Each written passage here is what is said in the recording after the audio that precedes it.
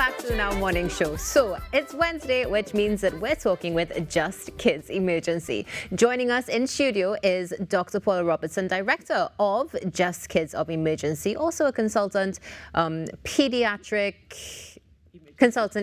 emergency, and so much more. Yes. And today we're talking about practical water safety tips.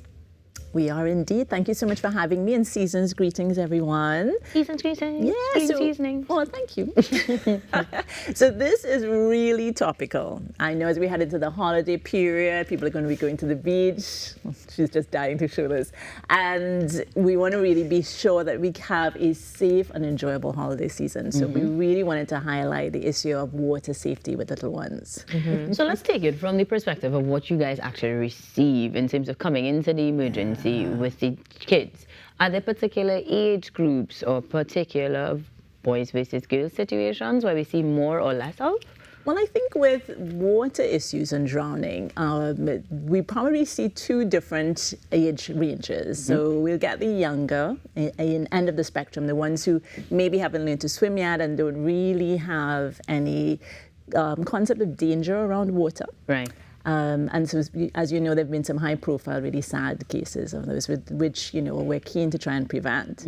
And then we'll get the older age group, the teens, maybe young adults who are doing a little experimenting, maybe a little substances, and so they're not fully aware of their surroundings and their danger risks. Yeah? So definitely when I see a lot of this, really with some basic safety rules, we can try and prevent to ensure that everybody has a safe Christmas. Well, you know, one of the first things that comes to my mind as we talk about water safety is a lot of people are going to be going to the beach. Yes. Over the Christmas season. And something that I noticed recently is that I saw a lot of parents taking the inflatable pools and putting them right on the shore, and filling it up with seawater and letting the young ones play in it. Do you think this has an effect on really bringing down the level of drownings and supervision and so forth? So one of the first rules I'll tell parents is supervision is key, and that it's actually really scary just how small a volume of water a young person can drown in.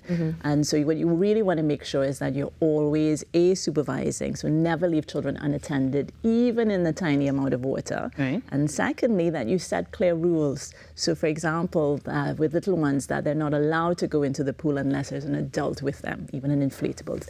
If you are leaving to go inside, empty the pool. Don't leave it filled with water or toys, because that's like an attraction for kids. Yeah, for sure. Yeah. So I think with those rules in place, there's lots, I mean, gosh, we've had lots of fun growing up with inflatable pools, but I think you have to put safety nets around it, for sure. Now, talking about inflatables. Yes, I know you've been dying to show. So this not is inflated. I know it's not inflated. I apologize. I wanted to, but I brought my glittery inflatable ring, one of our favorites in our home. But as with all things, there's some safety guidelines. So on the box, you'll always see that there's a big safety warning on these. These guys are potentially a risk because they're attractive. Right? Yeah, absolutely. Shiny. And and what tends to happen is that they're not lifesavers. So they can, if somebody's a very weak swimmer, for example, or not a swimmer at all, and is trying to hold on to one of these, we've had instances where they've been swept out to sea. They've not been able to get back in safely, for example. So if you are out on open water, say, for example, you're on a boat, you want to make sure you're using, for your young ones, approved life safety devices. These aren't one of them. Yeah? So these are purely decorative or recreational. They are. Adults should be using these. These are not suited for children at all. They're not, especially younger children. Yeah, makes sense. Sure. The equivalent, I imagine, or the suited ones for children would be the arm floaties, yes? Yeah. So again, you want to put some rules on these as well. So there's always a little controversy around whether wings are safe or not. And what I'd say with these is, again, that supervision is key. So if you have a young swimmer, a new learner, for example, I have some swimming instructor friends who tell me that actually they're not fans of the water wings because it's more about learning how to use arms and legs safely in water. But if you do use your wings, you want to make sure, again, that they're supervised, because they can actually help you float out drift out into deeper water if not attended. What about like what we would call boogie boards, like these little boards and paddle boards and stuff like that? What about those safety? Good body surfing session for sure. It's just like, yeah, good time. Again, I think the same rule. I mean, I would say my one take home, my mother used to tell me this all the time, we live on an island, so learn to swim. Swimming is not negotiable in our house. For me, it's not so much a recreational activity. It is a life-saving activity. When we're surrounded by water, it's really important we have basic swimming skills. And so the problem with a lot of these is in the hands of somebody who doesn't have good, strong swimming skills. They can be, or if, for example, you're a little bit intoxicated as a parent, for example, it's Christmas time, you want to make sure that you don't have something like this in your hands that can actually sweep you out into a difficult situation. So always be aware, learn to swim, teach your children important life-saving skills and safety around water. What age do you recommend children learn to swim, or we start them off? That's a good question, actually. So the American Academy of Pediatrics came out with some guidance on this, actually, within the last couple of years. And what they do say is, in fact, that they recommend learning to swim when you think your children are ready. And what they suggested is really from as early as 1 and above. Yeah, there's a difference between swimming classes and learning the basics of strokes and survival. So there are some classes that are targeted at younger children. Right. Again, you know, what the American Academy of Pediatrics does say somewhat controversially is that there's no evidence that learning those classes before 1 necessarily helps with swimming skills later on. Right. But I'd say one of the things about the survival classes is that what it teaches not so much swimming, but more around safety and awareness in water. So if you happen to fall into the pool, for instance, learning how to turn onto your back, how to float, how to get to the edge of the pool. Yeah, so those I definitely identify with as necessary, because the idea, like you said, is not necessarily to actually swim, but to be able to navigate the water well, and particularly not panic.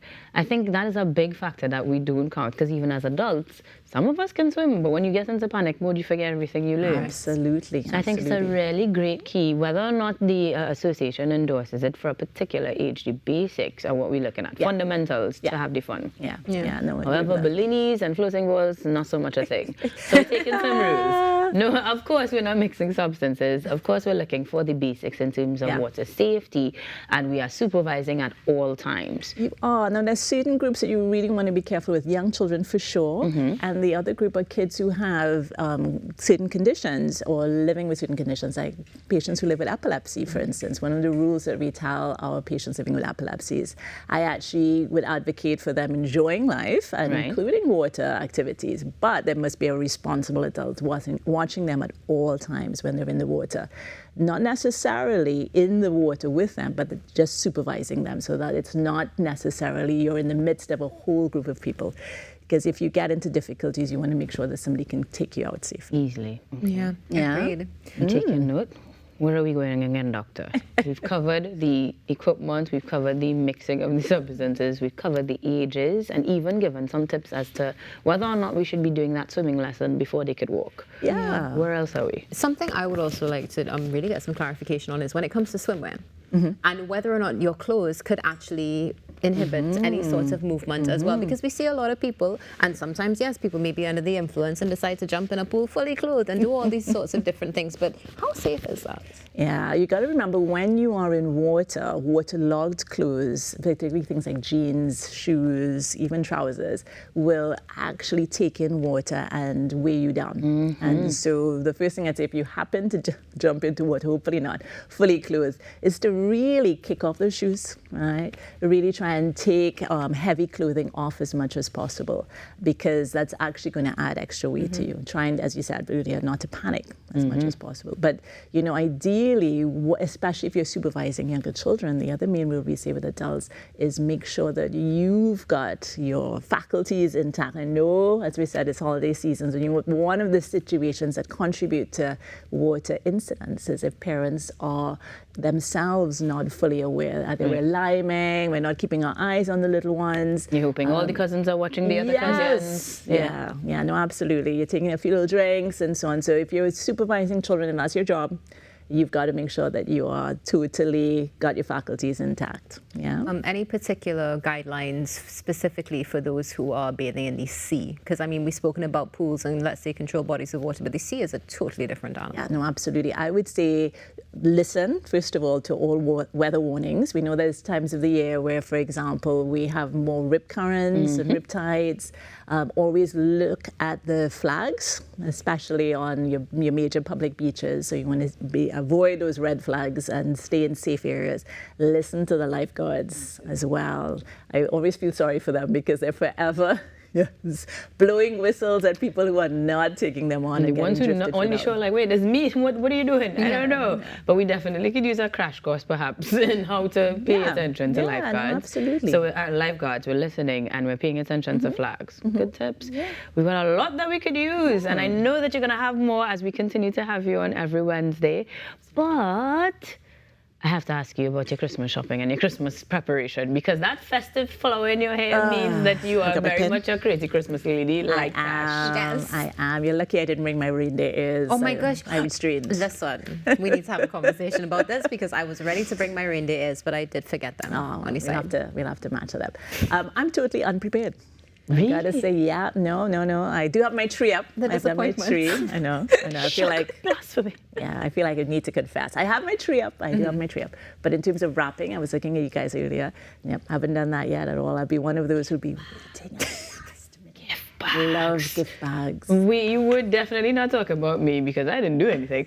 But that means then that next time we see you will be post-Christmas season. Yes. And we will have to reiterate to you how well these tips worked out for us. Okay. We're making sure that we are setting parameters. We are supervising at all times. We're paying attention to the little ones and those that might be a little older but haven't paid judgment.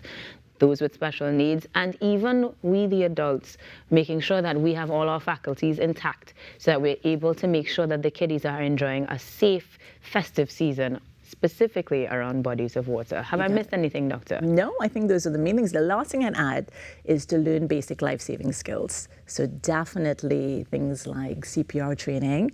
And at Just Kidz actually will be running some parent and carer basic life training skills and workshops. So look out for that. Follow us on social media. And we'll have some updates on that in the new year. Right. So you're going to keep it locked to TTT, the Now Morning Show, and specifically tune in next Wednesday for even more tips and ways that you can make sure that you don't need to visit them. But if you do, Just Kidz Emergency Medical joins us every Wednesday here on the Now Morning Show, making sure that you can have a bright Christmas season, worry-free, and so much more support. Guys, this is the Now Morning Show. We'll be back. And maybe cash will inflate. They do not. Give it the next, guys. Don't forget, you guys.